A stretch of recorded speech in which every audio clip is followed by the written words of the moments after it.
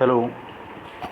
आज हम अपना फिजिक्स का मोशन चैप्टर स्टार्ट कर रहे हैं। बेसिकली मैंने इसके नोट्स बनाए हुए हैं और आप चाहें तो वीडियो पॉज करके इसे नोट डाउन कर लीजिएगा। अदरवाइज़ मैं नोट्स जो है वापस से आपको सेंड करूँगा, आप उसे प्रिंट आउट करवा लीजिएगा।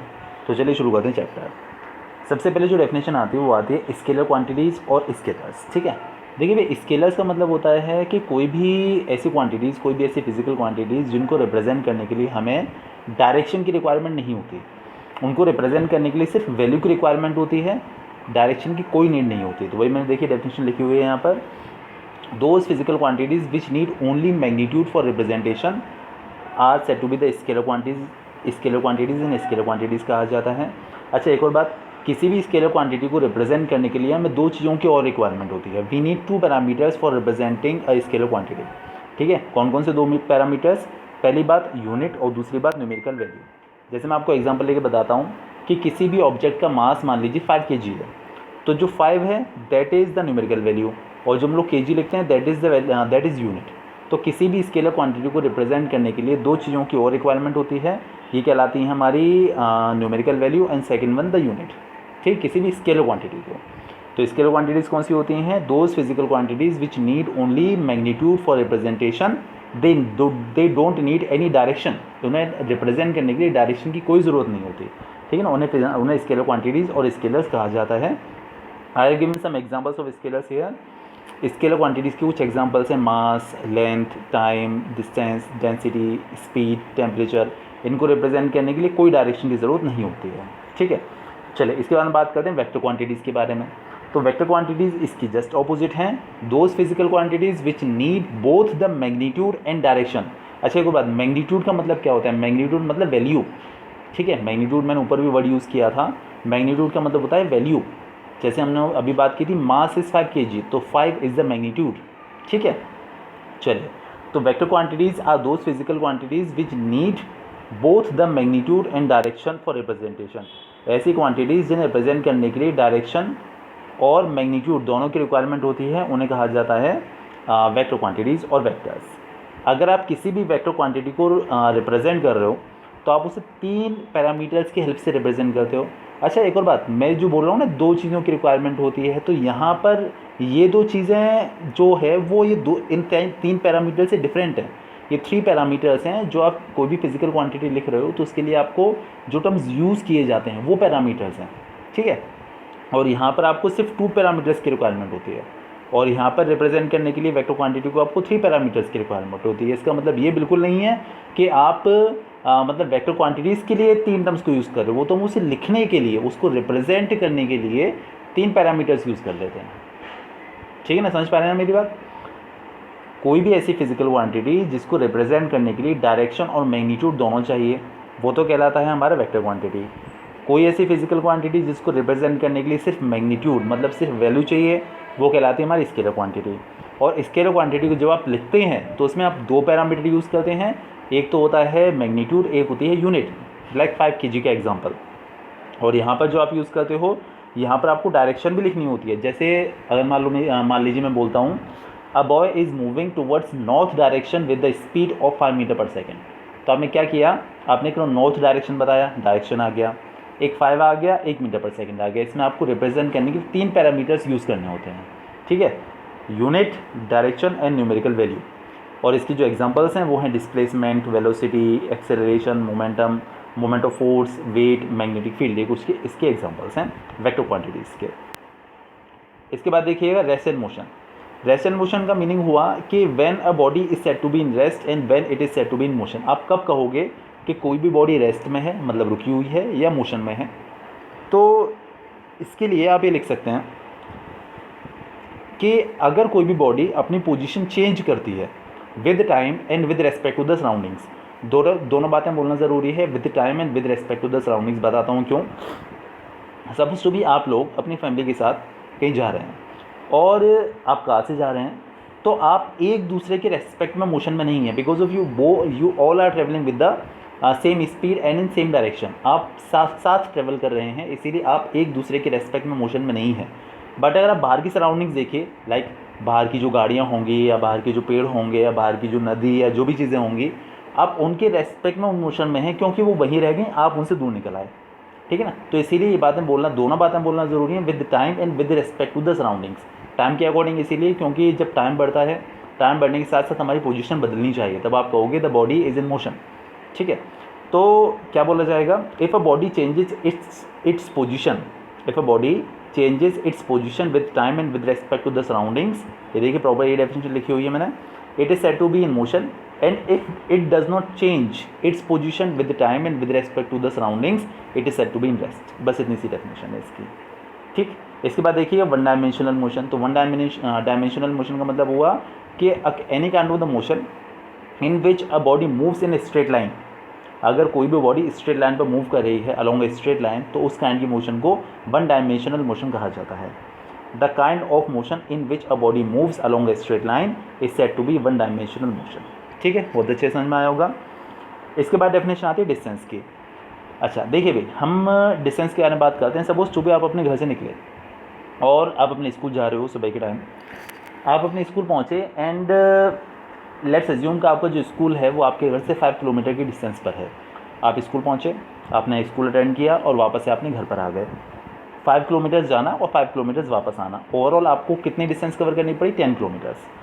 कंडीशन ये है कि जो भी पाथ आप ट्रैवल कर रहे हैं, जो भी पाथ आप ट्रैवल कर रहे हैं कहीं भी जाने के लिए, उस पाथ की जो एक्चुअल लेंथ होती है उसे कहा जाता है डिस्टेंस। वो पाथ कैसा भी हो, कर्व हो, स्ट्रेट हो, कैसा भी हो, जो उसकी एक्चुअल लेंथ होगी उसे डिस्टेंस कहा जाएगा, ठीक है।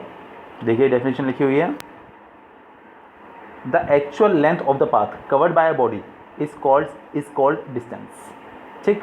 अच्छा एक और बात, डिस्टेंस जो है एक स्केलर क्वांटिटी है, बिकॉज ऑफ इसको रिप्रेजेंट करने के लिए वो डायरेक्शन नहीं होती। इसको अगर आपको यूज़ करना है तो किसी डायरेक्शन की ज़रूरत नहीं है। ऐसा कुछ नहीं बोला जाता कि आप नॉर्थ की तरफ जाएंगे तभी वो डिस्टेंस है।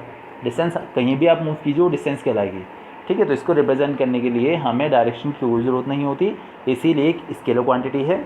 और it is generally represented by the letter S, इसे जनरली हम कैपिटल एस से रिप्रेजेंट करते हैं। इसकी जो एसआई यूनिट है वो होती है metre and its CGS unit is centimetre. Metre को हम स्मॉल एम से लिखते हैं और सेंटीमीटर को रिप्रेजेंट करते हैं सीएम से, ठीक।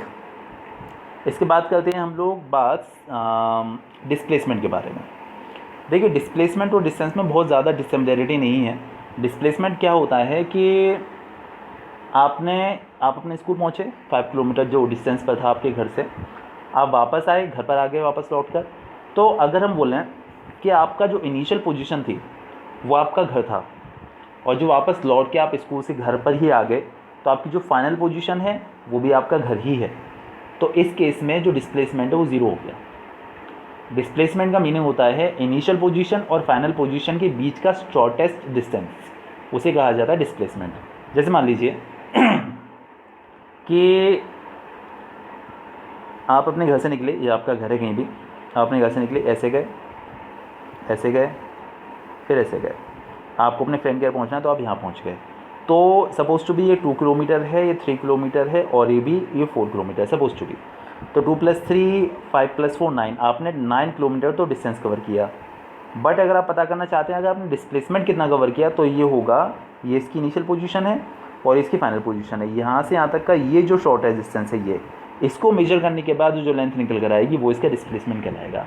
इनिशियल पोजीशन और फाइनल पोजीशन के बीच का शॉर्टेस्ट डिस्टेंस डिस्प्लेसमेंट कहलाता है। इनडायरेक्टली आप ये कह सकते हैं distance with direction is said to be displacement, ठीक है। तो ये कंडीशन हुई, समझ में आ गई होगी अच्छे से बात। डिस्प्लेसमेंट जो है एक वेक्टर क्वांटिटी है क्योंकि इसकी एक पर्टिकुलर डायरेक्शन होती है और इसको भी रिप्रेजेंट करने के लिए हम जनरली एस यूज़ करते हैं। बट न्यूमेरिकली देखिए आपको एस ही मिलेगा, एस, ओनली एस। बट क्या है कि कायदा ये कहता है कि जो भी वेक्टर क्वांटिटीज़ हैं उनको रिप्रेजेंट करने के लिए आप उनके ऊपर एक ऐसा एरो बनाते हो, ठीक है। तो बेसिक टर्म ये कहता है, बट आपको न्यूमेरिकल में सिर्फ एस ही मिलेगा, तो आप उसको लेके कंफ्यूज बिल्कुल भी ना हो। ये चैप्टर कंप्लीट होने में कम से कम 3 वीडियोज़ लेगा। अभी ये मैंने हाफ ऑफ द चैप्टर के नोट्स प्रिपेयर किए हुए हैं। अगले वीडियो में हाफ ऑफ द चैप्टर, बाकी जो remaining half of the chapter वो कंप्लीट हो जाएगा, उसके बाद न्यूमेरिकल्स। तो at least 3 videos will be taken for completing this chapter. इसके बाद देखिएगा बहुत important cheese, differences between distance and displacement, इनके बीच का डिफरेंस। तो सबसे पहले तो देखिए किसी भी 2 क्वांटिटीज़ या 2 टर्म्स के बीच में अगर आप डिफरेंस शो करना चाहते हैं तो नंबर 1 पॉइंट तो आप दोनों की डेफिनेशन लिख दीजिए। मैंने यहाँ पर लिखी है डिस्टेंस के बारे में, तो सबसे पहले इसकी definition, the actual length of the path covered by a body is called distance, और डिस्प्लेसमेंट में उसकी डेफिनेशन लिखी हुई है। आप नॉर्मल डिफरेंस वैसे लिखिएगा जैसे हम लोग बनाते हैं ना, जैसे एक अपने नोटबुक का बाइसेक्शन कर लीजिएगा, 2 पार्ट्स में डिवाइड कर लीजिएगा, बीच में लाइन ड्रॉ करके एक तरफ डिस्टेंस एक तरफ डिस्प्लेसमेंट। मोबाइल में ये काम नहीं हो सकता, मोबाइल फ़ोन में, इसीलिए मुझे ऐसा ही करना पड़ा। Displacement, the shortest distance between initial and the final position of the body is called displacement. ठीक, चलिए इसके बाद number second, it is a scalar quantity, it is a vector quantity, it depends upon the path followed by the object। ये उस path पर depend करती है, because of distance is the actual length of the path, तो ये उस path को follow करती है जिस पर बॉडी मूव कर रही है, और ये उस पाथ को फॉलो नहीं करती जिस पर बॉडी मूव कर रही है। इट इज़ ऑलवेज पॉजिटिव, ये हमेशा पॉजिटिव रहती है। इट कैन बी नेगेटिव, ये नेगेटिव हो सकती है। अगर बॉडी मूव कर रही है तो डिस्टेंस कभी ज़ीरो नहीं हो सकती। अगर बॉडी मूव कर रही है तो distance can never be zero if the body is moving then, ठीक है, but it can be zero. मैंने भी आपको एग्जांपल दिया था, अगर बॉडी की इनिशियल पोजीशन और फाइनल पोजीशन दोनों सेम है तो उस केस में डिस्प्लेसमेंट ज़ीरो हो जाता है। ठीक है, तो ये ज़ीरो भी हो सकता है, पॉजिटिव भी हो सकता है, नेगेटिव भी हो सकता है, बट ये जो डिस्टेंस है वो ज़ीरो तभी होगी जब बॉडी मूव नहीं कर रही है। अगर ये मूव कर रही है बॉडी तो डिस्टेंस हमेशा पॉजिटिव होती है, and it can never B negative. It is, अच्छा एक और बात, डिस्टेंस डिस्प्लेसमेंट से या तो ज़्यादा होगी या इक्वल होगी, कम नहीं हो सकती। इट इज़ ऑलवेज इक्वल और मोर देन डिस्प्लेसमेंट, और डिस्प्लेसमेंट डिस्टेंस के या तो इक्वल होगा या फिर कम होगा, ज़्यादा नहीं हो सकता। See this, it is always lesser than और इक्वल टू डिस्टेंस। तो इसके दोनों, इन दोनों के बीच में डिफरेंसेस हैं, और अच्छे से याद करिएगा क्योंकि बड़ा ही पूछा जाता है ये वाला क्वेश्चन। इसके बाद देखिएगा स्पीड की definition. See, the distance covered by a body in unit time, कोई भी बॉडी 1 यूनिट टाइम लाइक 1 सेकेंड में जितनी डिस्टेंस कवर करती है उसे कहा जाता है उसकी स्पीड। जैसे मान लीजिए कोई भी बॉडी 1 सेकेंड में 5 मीटर डिस्टेंस कवर कर रही है तो इसकी स्पीड होगी 5 मीटर पर सेकेंड। ठीक है, the distance covered by a body in unit time is said to be its speed. Speed is a scalar quantity, एक स्केलर क्वांटिटी, आपको समझ में आ गया होगा स्केलर क्वांटिटी होती क्या है, जिसको रिप्रेजेंट करने के लिए डायरेक्शन की ज़रूरत नहीं होती। It is generally represented by small you और स्मॉल वी। इसे स्मॉल यू से भी लिखा जाता है, स्मॉल वी से भी लिखा जाता है। देखिए भाई, जैसे मान लीजिए कोई एक बॉडी है, पहले जब आपने उसको देखा तो 10 मीटर पर सेकंड की स्पीड से मूव कर रही थी। ठीक है, कुछ देर बाद आपने जब उसको देखा तो उसकी स्पीड चेंज होकर मान लीजिए 15 मीटर पर सेकंड हो गई। तो जो पहले वाली वेलोसिटी है उसे कहा जाता है इनिशियल वेलोसिटी, और जो बाद वाली वेलोसिटी उसे कहा जाता है फाइनल वेलोसिटी। तो इनिशियल वेलोसिटी को जनरली स्मॉल यू से रिप्रेजेंट किया जाता है, और फाइनल वेलोसिटी को जनरली स्मॉल वी से रिप्रेजेंट किया जाता है। ठीक है, इसके बाद देखिए स्पीड का formula. Speed is equal to होता है distance upon time. Speed is equal to distance upon time. अगर हम इसकी यूनिट के बारे में बात करते हैं तो देखिए डिस्टेंस को हम ऐसे लिखते हैं, टाइम को हम टी से लिखते हैं। Speed is equal to, speed को जनरली हम लोग वी से लिख देते हैं, वी से यू से किसी से भी कह सकते हैं आप। तो v is equal to S upon T.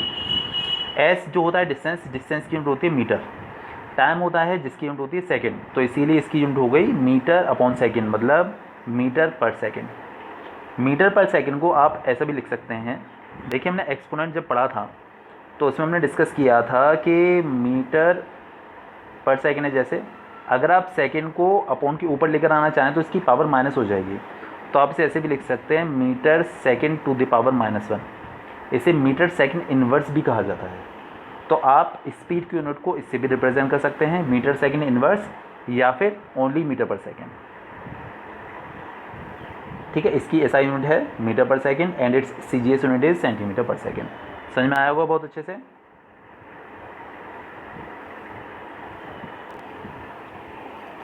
इसके बाद हम लोग बात करते हैं यूनिफॉर्म स्पीड और यूनिफॉर्म मोशन के बारे में। यूनिफॉर्म स्पीड और यूनिफॉर्म मोशन। देखिए मान लीजिए कोई एक बॉडी है, आपने उसको ऑब्ज़र्व किया, तो आपने क्या ऑब्ज़र्व किया कि, अच्छा एक और बात मैं बता दूँ, जैसे स्पीड की यूनिट हमने लिखी metre per second, this is the SI unit of speed. आप स्पीड की यूनिट को किलोमीटर पर आवर भी लिख सकते हैं। अगर आप बड़ी यूनिट्स के बारे में बात करें तो किलोमीटर पर आवर भी लिख सकते हैं। ठीक है ना, तो किलोमीटर पर सेकंड भी लिख सकते हैं, किलोमीटर पर मिनट भी लिख सकते हैं, क्योंकि ऊपर यहाँ पर डिस्टेंस है और डेनोमिनेटर में यहाँ पर टाइम है। तो आप ऊपर डिस्टेंस की यूनिट लिखिए, नीचे टाइम की यूनिट लिखिए, तो आप स्पीड की कई सारी यूनिट्स बना सकते हैं। हम जनरली किलोमीटर पर आर ही यूज़ करते हैं। आप अपने व्हीकल्स में देखिए, आप जनरली किलोमीटर पर आर ही यूज़ करते हो, ठीक है ना। तो इसीलिए मैंने इसका एग्जांपल दिया हुआ है। तो अब ये बात आती है कि अब आप कब कहोगे the body, a particular body is in uniform motion, ठीक है। The body is moving with the uniform speed और it is in uniform motion. देखिए, मान लीजिए आपने किसी बॉडी को जो ऑब्जर्व किया,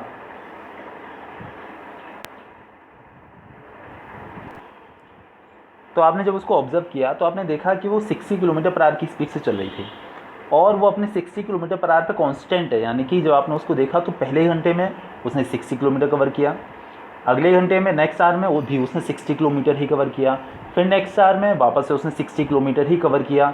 तो इस तरीके की अगर कोई बॉडी ट्रैवल कर रही है, इस तरीके से अगर बॉडी ट्रैवल कर रही है, तो आप उसको कहोगे the body is moving with the uniform speed और the kind of the motion in which the body is, body जिस काइंड ऑफ द मोशन में उसे आप कहोगे यूनिफॉर्म मोशन, ठीक है। ये देखिए यहाँ पर डेफिनेशन लिखी हुई है, समझ में आ गया होगा मेरे ख्याल से।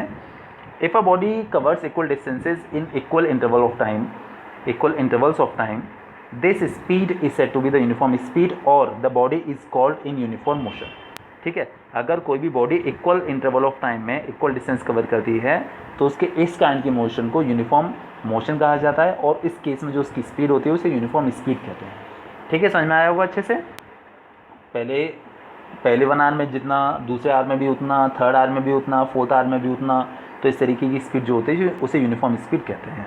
अच्छा, अब देखिए non uniform speed just opposite है। मान लीजिए आपने उस बॉडी को ऑब्जर्व किया तो उसने पहले आवर में, फर्स्ट आवर में तो 60 किलोमीटर कवर किया। अब सपोज टू भी आगे ट्रैफिक आ गया, सेकेंड आवर में उसकी स्पीड थोड़ी सी डाउन हो गई, 40 किलोमीटर पर आवर हो गई। थर्ड आवर में उसने फिर उसे थोड़ा सा इंक्रीज़ करके 50 पहुँचा लिया। फोर्थ आवर में उसकी स्पीड ज़्यादा बढ़ गई क्योंकि सपोज टू भी वो हाईवे पे पहुंच चुका था, तो उसकी स्पीड होगी 70 किलोमीटर पर आवर की स्पीड होगी उसकी। तो यहाँ पर आप देख रहे हैं कि मतलब जो है फर्स्ट आवर में उसकी स्पीड अलग है, सेकंड आवर में स्पीड अलग है, थर्ड आवर में स्पीड अलग है, फोर्थ आवर में स्पीड अलग है। तो इस काइंड की मोशन को बोला जाता है नॉन यूनिफॉर्म मोशन और वेरिएबल मोशन और नॉन यूनिफॉर्म स्पीड और वेरिएबल स्पीड, ठीक है। See this non-uniform or variable speed or non-uniform motion. If a body covers unequal distances in equal interval of time, the speed is called non-uniform speed or it is said to be in non-uniform motion. समझ में आ गई ये बात अच्छे से। यहाँ पर equal intervals of time इसीलिए वर्ड यूज़ किया जा रहा है क्योंकि हम तो ये बोल रहे हैं ना कि फर्स्ट आवर में भी हम फर्स्ट आवर को ऑब्जर्व कर रहे हैं, फिर सेकंड आवर को ऑब्जर्व कर रहे हैं, तो टाइम हम इक्वल लेकर चल रहे हैं, first hour, second hour, third hour, time equal लेकर चल रहे हैं और ऑब्जर्व कर रहे हैं कि बॉडी अनइक्वल डिस्टेंस कवर कर रही है, ठीक है। इसके बाद देखिएगा इंस्टेंटेनियस स्पीड। इंस्टेंटेनियस स्पीड का मतलब क्या होता है कि जैसे मान लिया आपने किसी बॉडी पर ध्यान दिया, आपने बोला कि अभी देखिए जो है फिर अपनी मोशन के 5th सेकंड पर इसकी स्पीड 60 किलोमीटर पर आवर थी। 5th सेकंड पर आपने एग्जैक्टली बोला कि 5th सेकंड पर इसकी स्पीड इतनी थी, तो इस काइंड की जो स्पीड हुआ करती है उसे बोला जाता है instantaneous speed. If we talk about the speed of a body at a particular instant of time, the kind of the speed is said to be the instantaneous speed, ठीक है। See this, the speed of a body at an instant of time is called instantaneous speed. कोई दिक्कत वाली बात नहीं है। अच्छा, instantaneous speed जो होती है आप उसे कैसे कैलकुलेट कर सकते हैं? Distance travelled in a short time period, like मैंने क्या बोला था, इन 5th सेकेंड, मतलब सिर्फ 1 सेकंड में, 5th सेकंड मतलब सिर्फ 1 सेकंड के टाइम पीरियड में उसने जितना डिस्टेंस कवर किया है उसमें, उस डिस्टेंस में आप टाइम का डिवीजन कर दीजिए तो आपको पता चल जाएगा कि इंस्टेंटेनियस स्पीड है कितनी, ठीक है। इसके बाद एक देखिए मैंने ये टर्म लिखा हुआ है, जो आपकी व्हीकल में जो स्पीडोमीटर होता है जिस पर आप स्पीड मेजर करते हो अपने व्हीकल की, वही कैलकुलेट करता है इंस्टेंटेनियस स्पीड को, ठीक है। वो बताता है कि इस समय आपकी बाइक या स्कूटर या कार इतने स्पीड में मूव कर रहा है या इतने स्पीड में मूव कर रहा है, तो वो उसे कहा जाता है स्पीडोमीटर। तो स्पीडोमीटर एक ऐसा इंस्ट्रूमेंट है जो कि इंस्टेंटेनियस स्पीड को कैलकुलेट करने के लिए यूज़ किया जाता है। इसके बाद एवरेज स्पीड। एवरेज स्पीड का मीनिंग है total distance upon total time. Total distance और टोटल टाइम का जो रेशियो होता है उसे कहा जाता है एवरेज स्पीड, ठीक है।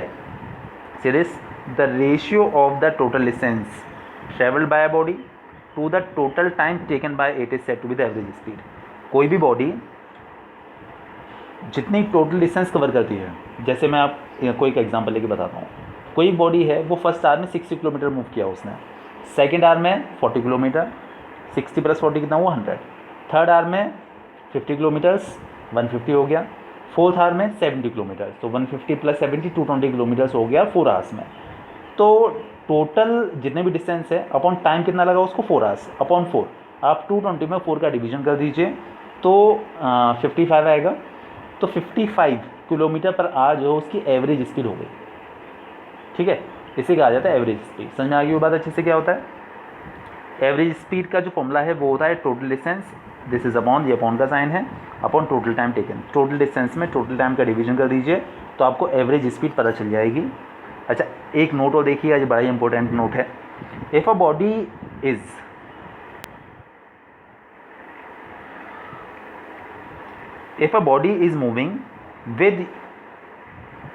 moving with uniform speed, its instantaneous speed and average speed are equal।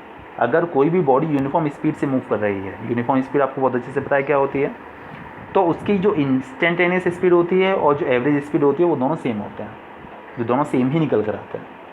चलिए इसके बाद हम बात करते हैं वेलोसिटी के बारे में। तो देखिएगा वेलोसिटी में और स्पीड में बहुत ज़्यादा डिफरेंस नहीं है।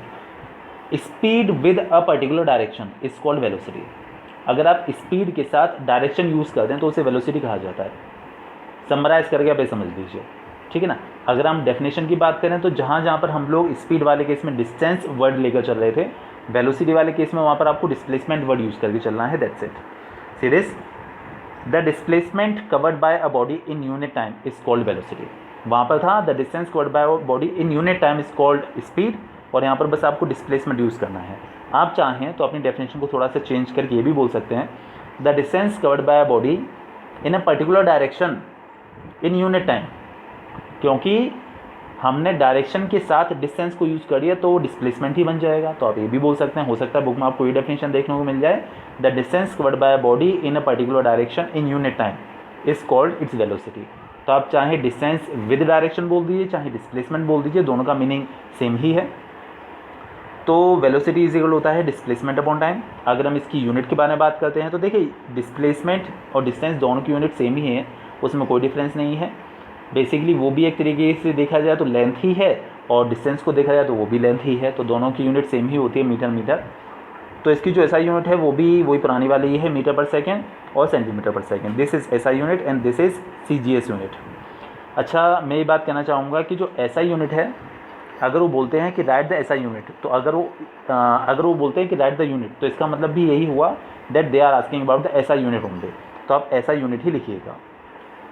यूनिफॉर्म वेलोसिटी वही पुराने वाली definition, if a body covers equal displacements in equal interval of time the kind of the motion is said to be the the kind of the velocity is said to be the uniform velocity. ठीक है, कोई भी body equal intervals of time में equal distance cover करती है, तो equal displacement cover करती है, तो उसे कहा जाता है, उसकी जो वेलोसिटी है उसे यूनिफॉर्म वेलोसिटी कहा जाता है। और अगर वो इक्वल इंटरवल्स ऑफ टाइम में अनइक्वल डिस्प्लेसमेंट्स कवर करती है तो उसे नॉन यूनिफॉर्म वेलोसिटी कहा जाता है। ठीक है, नॉन यूनिफॉर्म वेलोसिटी और वेरिएबल वेलोसिटी। अच्छा देखिए, एक और नोट में लिखा हो, ये भी बड़ा इंपॉर्टेंट है। If a body moves in straight line, अगर कोई भी बॉडी किसी स्ट्रेट लाइन में मूव करती है विथ कॉन्स्टेंट स्पीड मतलब uniform speed, it's speed and velocity are same. पूछा जा सकता है कि right a case when the velocity and the speed of the body are same। तो आप बताओगे if a body is moving on a straight line on a straight path with uniform speed, in this case the speed and the velocity of the body will be the same। Because अब देखिए क्या है, कोई straight line में जा रही है, मान लीजिए कि उसकी स्पीड है 60 किलोमीटर पर आवर। ठीक है, तो अगर हम वेलोसिटी बोलते हैं तो वेलोसिटी भी उसी डायरेक्शन में ही है 60 किलोमीटर पर आवर, और स्पीड भी उसी डायरेक्शन में ही है 60 किलोमीटर पर आवर। तो इसीलिए आप इस केस में ऐसा कह सकते हो कि because of they are travelling in the same direction which is in the straight direction, straight path, on a straight path, the speed and the velocity of the body will be the same. समझ में आ गई होगी बात बहुत अच्छे से। इसके बाद देखिएगा यूनिफॉर्म सर्कुलर मोशन, ये बड़ा ही इंपॉर्टेंट टर्म है, बड़ा ही इंपॉर्टेंट। यूनिफॉर्म, अच्छा एक काम करते हैं, यूनिफॉर्म सर्कुलर मोशन हम बाद में पढ़ेंगे, पहले थोड़ा और पढ़ कर आते हैं अच्छे से, पीछे जो आगे कुछ और कंडीशन हैं वो पढ़ के आते हैं, फिर वापस से पीछे आगे से पढ़ेंगे। अच्छा, इंस्टेंटेनियस वेलोसिटी वही पुरानी चीज़ है। The velocity of a body at a particular instant of time is said to be the instantaneous velocity. Average velocity की हम लोग बात करते हैं तो एवरेज वेलोसिटी भी आपको याद ही होगा, the ratio of the displacement and the total time taken by the body to cover that displacement is said to be the average velocity. वही पुराने वाली चीज़ है, वहाँ पर था total distance upon total time, यहाँ पर है total displacement upon total time, तो कोई भी ज़्यादा डिफरेंस नहीं है। इसके बाद देखिएगा difference between the speed and the velocity, speed और वेलोसिटी का डिफरेंस। तो ऑलमोस्ट वही सारे डिफरेंसेस हम यहाँ पर लिखने वाले हैं जो हमने डिस्टेंस और डिस्प्लेसमेंट में लिखे थे। अब हम करने वाले हैं the differences between the speed and the velocity, speed और वेलोसिटी का डिफरेंस। ठीक है, चलिए तो पहले तो दोनों की डेफिनेशन लिख देनी है। स्पीड होता है the distance travel by a body in unit time is called speed and the displacement called by a body in unit time is called velocity. ये एक स्केलर क्वांटिटी होती है, ये एक वेक्टर क्वांटिटी होती है। और if the body is moving the speed can never be zero, ये पुरानी वाली बात है। If the body is moving the distance can never be zero but the velocity can be zero. If the displacement is zero then the velocity will be zero. It is always positive and it can be negative also. It is more than और equal to velocity, या तो ये velocity से ज़्यादा होगा या equal होगा, कम नहीं हो सकता स्पीड। और जो वेलोसिटी है वो या तो स्पीड से कम होगी या इक्वल होगी, ज़्यादा नहीं हो सकती। इट इज़ लेसर देन और इक्वल टू स्पीड। इसके बाद देखिएगा एक्सेलरेशन। एक्सेलरेशन क्या होता है, बड़ा इंपॉर्टेंट टर्म है एक्सेलरेशन। एक्सेलरेशन का मीनिंग होता है the rate of change of velocity of a body. कोई भी बॉडी है उसकी वेलोसिटी सपोज टू भी चेंज हो रही है, ठीक है। पहले जब आपने देखा तो उसकी स्पीड कुछ और थी, बाद में चेंज होकर कुछ और हो गई है। अच्छा, एक और बात मैं बोलना चाहूँगा आपको।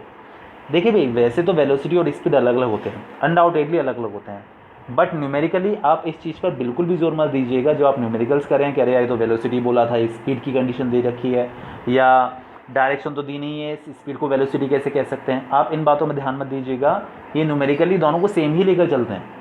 तो अगर मैं भी बाई चांस कभी स्पीड को वेलोसिटी या वेलोसिटी को स्पीड बोल जाऊँ तो आप उस चीज़ को माइंड न करके समझिएगा अच्छे से, क्योंकि अनडाउटेडली दोनों अलग ही हैं, मतलब दोनों में बहुत सारे डिफरेंसेस हैं, बट यहाँ पर ये न्यूमेरिकल के रिगार्डिंग उसको सेम ही लेकर चल देते हैं।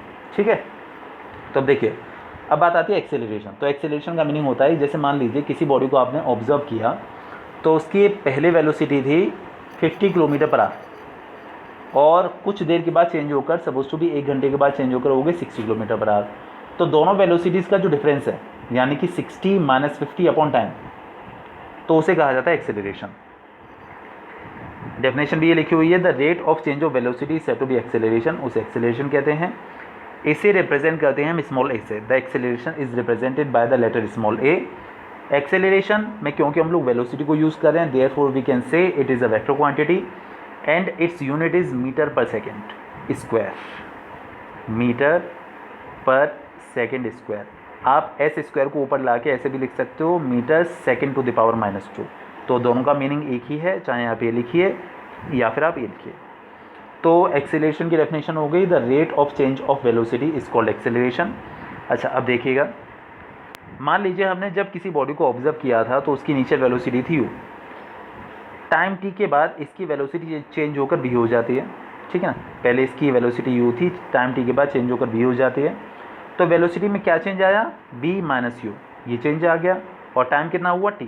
तो एक्सेलरेशन का जो फॉर्मूला है वो हो गया v - u upon t, final velocity minus initial velocity upon time. Definition इसकी ये है, the rate of change of velocity. अच्छा, एक और बात, एक्सेलरेशन के लिए वेलोसिटी का चेंज होना ज़रूरी है। अगर वेलोसिटी में चेंज नहीं आ रहा है तो एक्सेलरेशन ज़ीरो होगा। सपोज टू भी अगर किसी बॉडी की वेलोसिटी पहले 60 थी, बाद में भी 60 ही रहती है, so the acceleration of the body will be zero because of there is no change in velocity. Velocity में चेंज है ही नहीं, there must be change in the velocity of the body, then we will say the acceleration is present in the body, otherwise not. तो इसकी unit समझ में आ गई, क्या होती है, मीटर पर सेकेंड स्क्वायर। इसके बाद हम लोग बात करते हैं रिटार्डेशन और deceleration. Negative acceleration is called retardation और डिसेलरेशन। अगर कोई भी बॉडी है उसका एक्सेलरेशन नेगेटिव है, नेगेटिव सपोज टू भी आपने किसी बॉडी को ऑब्जर्व किया और पहले मान लीजिए उसकी जो वेलोसिटी थी वो 60 थी, कुछ देर के बाद जो इसकी वेलोसिटी है वो कम होकर 40 हो जाती है, मतलब डिक्रीज़ हो गई वेलोसिटी। तो अगर आप यहाँ पर acceleration this is initial velocity, this is final velocity. तो अगर आप दोनों का डिफरेंस निकालते हैं तो आपको मिलेगा 40 माइनस 60, और इनके बीच में जो भी टाइम लगा, सपोज टू बी 2 टाइम लगा, 2 सेकेंड्स और 2 आवर्स, तो 40 माइनस 60 करेंगे आपको मिलेगा -20/2, दैट इज़ -10। तो इस केस में जो एक्सीलरेशन वो नेगेटिव निकल कर आ गया। तो इस काइंड के एक्सीलरेशन को हम लोग रिटार्डेशन या फिर डेसेलरेशन कहते हैं। When the velocity of the body decreases, its acceleration is said to be the retardation और डेसेलरेशन। ठीक है, ये लिखा हुआ है। Negative acceleration is called retardation और deceleration that is the rate of decrease of the velocity of a body is called retardation. इसके बाद हम लोग बात करते हैं यूनिफॉर्म एक्सीलरेशन के बारे में। अगर कोई बॉडी है, उसकी वेलोसिटी इक्वल रेट से चेंज हो रही है इन इक्वल इंटरवल ऑफ टाइम, किसी भी बॉडी की वेलोसिटी अगर इक्वल रेट से चेंज हो रही है इन इक्वल इंटरवल ऑफ टाइम, तो इसकी एक्सीलरेशन को यूनिफॉर्म एक्सीलरेशन कहा जाता है। हाँ जी, तो यूनिफॉर्म एक्सीलरेशन के बारे में हम लोग बात कर रहे थे। अगर कोई एक बॉडी है, उसकी वेलोसिटी में इक्वल इंटरवल ऑफ टाइम में इक्वल चेंजेस आते हैं। जैसे मान लीजिए कोई एक बॉडी है, उसकी वेलोसिटी पहले सेकंड में 10 मीटर पर सेकंड बढ़ जाती है, नेक्स्ट सेकंड में सेकंड सेकंड में भी 10 मीटर पर सेकंड बढ़ जाती है, फिर नेक्स्ट 1 सेकंड में 10 मीटर सेकंड बढ़ जाती है। भाई देखिए, यहाँ पर वेलोसिटी में चेंज आना ज़रूरी है, तभी एक्सेलरेशन होगा। तो अगर उसकी वेलोसिटी में इक्वल रेट से चेंजेस आ रहे हैं, इक्वली चेंजेस आ रहे हैं, तो उस केस में जो उसका एक्सेलरेशन होगा उसे यूनिफॉर्म एक्सेलरेशन कहा जाएगा। If equal changes in velocity of a body take place in equal intervals of time, this acceleration is called uniform acceleration. ठीक है, for example the motion of a body under gravity that is free fall of a body. ये जो आई लिखा होता है that is, आई ई का मतलब है दैट इज़। अच्छा देखिए भाई, जैसे मान लीजिए कोई एक बॉडी है that is under free fall, यानी कि वो अर्थ की तरफ गिर रही फ्रीली। तो जब अर्थ की तरफ कोई भी बॉडी फ्रीली गिरती है तो उसकी स्पीड में हर सेकंड में 9.8 मीटर पर सेकंड का इंक्रीज़ होता चला जाता है। इसीलिए इनडायरेक्टली हम ये कह सकते हैं कि जो एक्सेलरेशन अर्थ की वजह से किसी भी बॉडी के अंदर आता है उसे हम बेसिकली बोलते हैं एक्सेलरेशन ड्यू टू ग्रेविटी। उसकी वैल्यू होती है 9.8 मीटर पर सेकंड स्क्वायर, क्योंकि जब कोई भी बॉडी अर्थ के टुवर्ड्स गिरती है तो उसकी स्पीड हर सेकंड 9.8 मीटर पर सेकंड की स्पीड से बढ़ती है, और अगर नीचे से ऊपर जाती है तो 9.8 मीटर पर सेकंड की स्पीड से उसकी जो वेलोसिटी है वो कम होती चली जाती है। समझ पा रहे होंगे आप मेरी बात? चलिए, इसके बाद नॉन यूनिफॉर्म और वेरिएबल एक्सेलरेशन। अगर किसी बॉडी की वेलोसिटी में अनइक्वल चेंजेस आते हैं in equal interval of time, suppose to be किसी बॉडी की जो वेलोसिटी है फर्स्ट सेकंड में 2 मीटर पर सेकंड के रेट से बढ़ी, सेकंड सेकंड में 3 मीटर पर सेकंड के रेट से बढ़ी, थर्ड सेकंड में 1 मीटर पर सेकंड के रेट से बढ़ी, तो मतलब यहाँ पर देखिए उसकी वेलोसिटी में जो चेंजेस आ रहे हैं वो अनइक्वल आ रहे हैं, अनइक्वल चेंजेस। तो इस काइंड के एक्सेलरेशन को बोलते हैं हम लोग नॉन यूनिफॉर्म और वेरिएबल एक्सेलरेशन। आप इसका एग्जांपल ले सकते हो, if a car is moving on a hilly road, for example the motion of a car on a hilly road, क्योंकि आप कभी उसको एक्सेलरेट करेंगे तो उसकी स्पीड कभी ज़्यादा हो जाएगी, कभी कम हो जाएगी, कभी फिर ज़्यादा, कभी कम, कभी आप ब्रेक्स लगाएंगे, तो इसी तरीके से आपको वहाँ पर मूव करना होता है। तो इस काइंड के एक्सेलरेशन को हम लोग बोलते हैं नॉन यूनिफॉर्म और variable acceleration. Acceleration due to gravity जो वर्ड है, जो मैंने आपको भी समझा दिया बहुत अच्छे से क्या होता है। If a body false towards earth, its velocity increases equally in equal interval of time and the acceleration present in it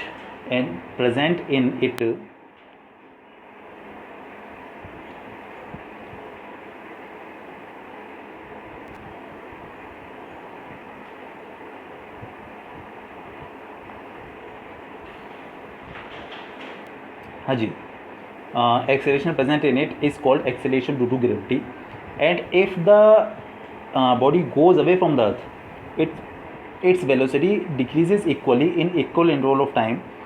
तो ये बात है जो मैं बता रहा था आपको। एक्सेलरेशन ड्यू टू ग्रेविटी जो है is represented by the letter small g, इसे स्मॉल जी से लिखा जाता है, और इसकी वैल्यू भी हमने डिस्कस की थी अभी, जो कि एवरेज वैल्यू है अर्थ पर, वो होती है 9.8 metre per second square. 9.8 metre per second square. आप सेकंड स्क्वायर को ऊपर ला के metre second to the power -2 ऐसे भी लिख सकते हैं, तो दोनों का मतलब एक ही है। आप बिल्कुल भी पजल मत होइएगा कि स्क्वायर लिखा जाए या लिखा जाए, दोनों का मीनिंग एक ही होता है। समझ में आ गया बहुत अच्छे से आपको? एक्सेलरेशन ड्यू टू ग्रेविटी बहुत अच्छे समझ में आया होगा। इसके बाद देखिए मैंने एक टर्म छोड़ दिया था, यूनिफॉर्म सर्कुलर मोशन। अब मैं समझाता हूँ होता क्या है। देखिए जैसे मान लीजिए कोई भी बॉडी है किसी सर्कुलर पाथ पर मूव कर रही है, मान लिया पहले वो इस पॉइंट पे थी, फिर इस पॉइंट पर आ गई, फिर इस पॉइंट पर आ गई, फिर इस पॉइंट पर आ गई। यहाँ पर उसकी डायरेक्शन है इस तरफ को, यहाँ पर उसकी डायरेक्शन है इस तरफ को, यहाँ पर उसकी डायरेक्शन है इस तरफ को, और यहाँ पर उसकी डायरेक्शन है इस तरफ को। मान लीजिए ये वाला पॉइंट जो है वो ए है, ये वाला पॉइंट जो है वो बी है, ये वाला पॉइंट जो है सी, और ये वाला पॉइंट है डी। चलिए, आपको बहुत अच्छे से पता होगा कि ऊपर की साइड नॉर्थ होता है, ठीक है, और लेफ्ट साइड में हम लोग लेके चलते हैं अपना वेस्ट, और इस साइड को हम लोग ईस्ट लेके चलते हैं, और नीचे की साइड हम लोग साउथ लेकर चलते हैं।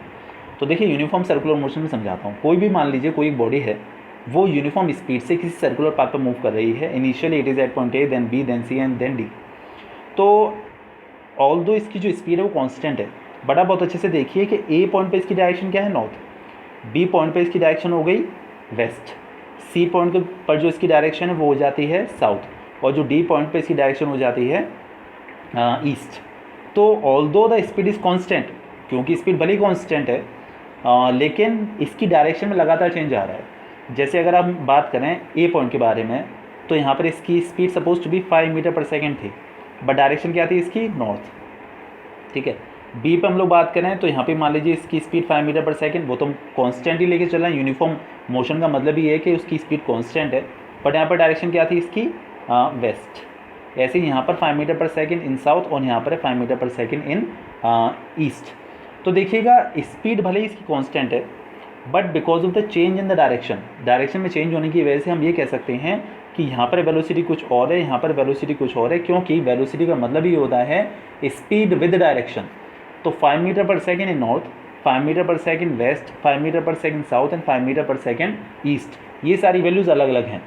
इनडायरेक्टली आप ये कह सकते हैं कि उस बॉडी के अंदर जो वेलोसिटी है वो चेंज हो रही है। और अभी हम पीछे डिस्कस कर चुके हैं, if there is change in the velocity of a body then the acceleration will be present in the body. अगर बॉडी की वेलोसिटी में चेंज हो रहा है तो पक्का उसके अंदर एक्सेलरेशन होगा, ठीक है। तो ओवरऑल हम ये कह सकते हैं कि सर्कुलर मोशन के ड्यूरिंग स्पीड कांस्टेंट होने के बावजूद भी, स्पीड यूनिफॉर्म होने के बावजूद भी, जो बॉडी है उसके मोशन को आप एक्सेलरेटेड मोशन कहोगे। एक्सेलरेटेड मतलब कि उसकी बॉडी के अंदर, उस बॉडी के अंदर एक्सेलरेशन प्रेजेंट होगा, because of there is continuous change in the velocity of the body. देखिए, ये मैंने यहाँ पर डिस्क्रिप्शन दिया हुआ है, आप अच्छे से पढ़िएगा, समझिएगा। If a body is moving on a circular path with uniform speed, its position changes continuously, although its speed is constant, but due to change in the direction of the motion, its velocity changes continuously. And if there is a change in velocity, the kind of the motion is said to be the accelerated motion. तो इसीलिए हम ये कह सकते हैं कि जो uniform circular motion होती है वो एक्सेलरेटेड मोशन होती है। सिर्फ यही एक काइंड की मोशन है जिसमें स्पीड कांस्टेंट होने के बावजूद भी मोशन एक्सेलरेटेड होती है। अदरवाइज अगर स्पीड सेम है तो एक्सेलरेशन बॉडी में कभी भी नहीं हो सकता। ये हम पीछे बात कर रहे थे, there should be change in the speed, speed में चेंज होना ज़रूरी है, बट यहाँ पर स्पीड कांस्टेंट होने के बावजूद भी उसमें एक्सेलरेशन हो जाता है। बस ये कंडीशन है, पूछ सकते हैं कि किसी मोशन का एग्जांपल बताओ जहाँ पर स्पीड सेम हो, स्पीड कांस्टेंट हो, यूनिफॉर्म हो, बट एक्सेलरेशन हो, so that is uniform circular motion. इसके बाद जो हाफ ऑफ द पोर्शन रह गया है वो नेक्स्ट वीडियो में, और आफ्टर दैट न्यूमेरिकल्स। ठीक है, बाय बाय।